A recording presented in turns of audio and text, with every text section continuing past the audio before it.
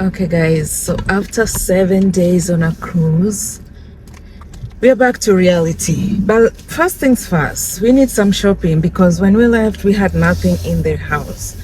So I'm just on my way to go pick up some shopping, and hopefully I can do this video within that time frame as I drive.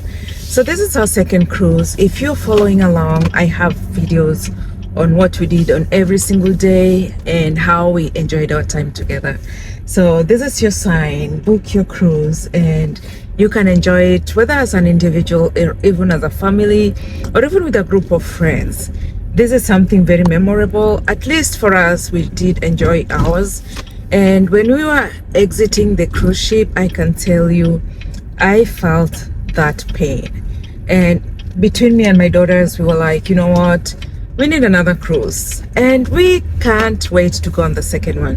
Anyway, I'm not going to make this video long, but I just wanted to give you a few highlights of what to expect, or at least what to do during your time on the cruise ship, or even as you prepare for your cruise for the next one.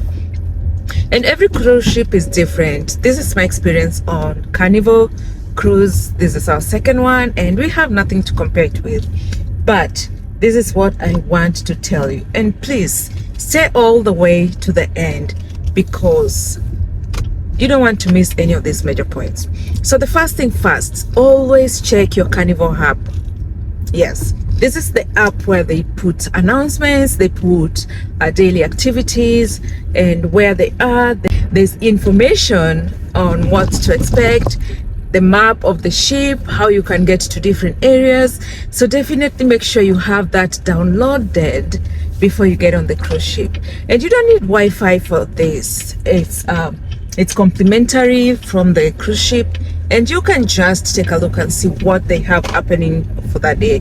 And one thing I realized too is that you can add things to your planner, or you can highlight what you want to do for the day and it's going to appear on your planner, so you won't have to go through the whole list of everything that's happening.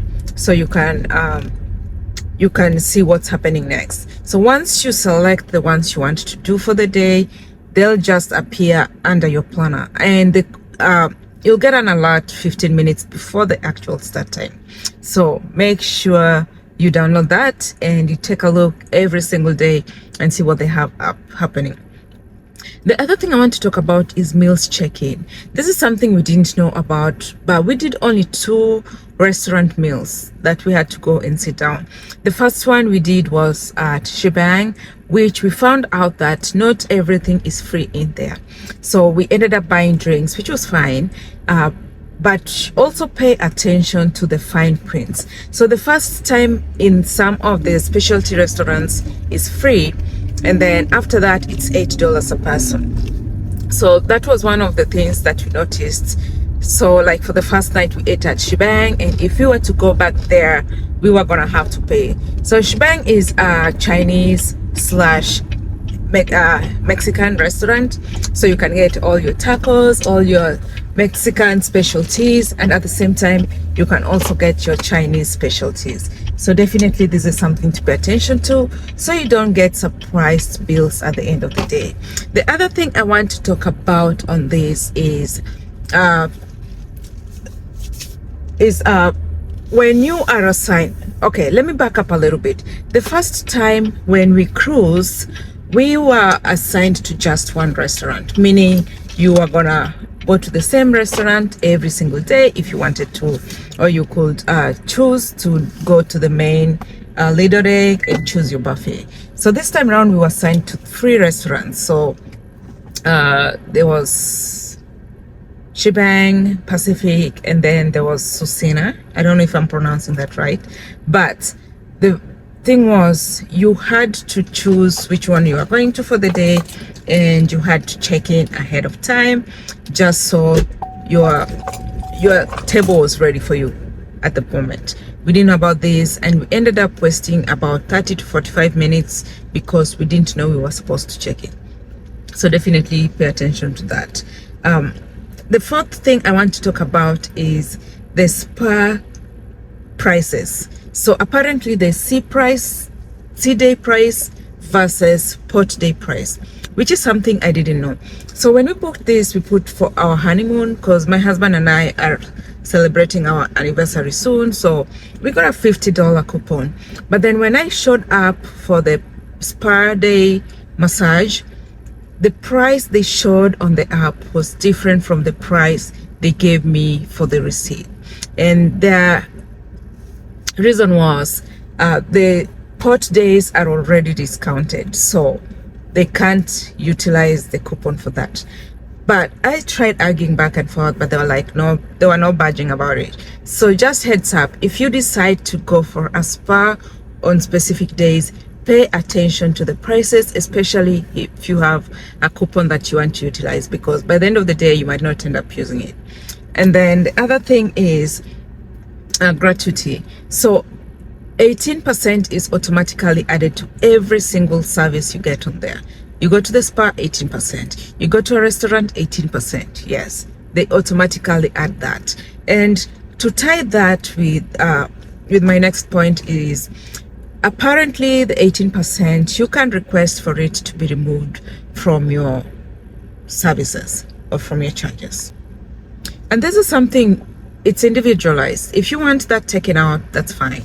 But one thing I also came to learn is that apparently not everybody who works on the cruise ship will get this gratuity distribution to them. So it's up to you. If you want to take it off and just give your specific people their tip, that's something you can do. Otherwise, just leave it there and also carry some cash with you that you can utilize along the way. Next is pay attention to some of the things you can bring on a cruise ship. So this is our second time. Of course, our list was a little longer, and the fact that we were also cruising from Galveston, which was just a drive for us, we didn't have to check in any luggage, so we had more option of carrying what we needed. And Carnival gives you an option to carry a 12-pack soda, canned soda or box soda per person. So we took advantage of that because we needed something that the kids could drink whenever they wanted to. So we took advantage of that, and you can also take advantage of that. I don't know about other ships, but I'm talking about Carnival specific because that's the only thing we've experienced.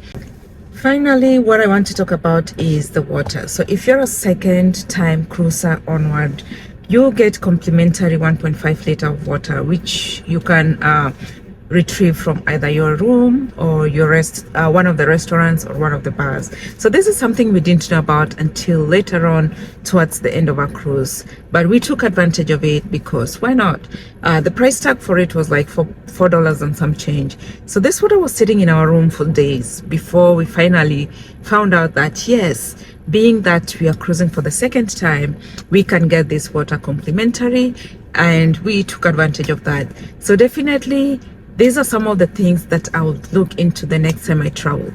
And if you're looking for information on some of the main important things to carry during your next cruise, I have a video coming up, and please pay attention to that. And I hope you can choose to cruise. If not, you can utilize some of this information and share with your friends, your colleagues, or even your family members who are cruising.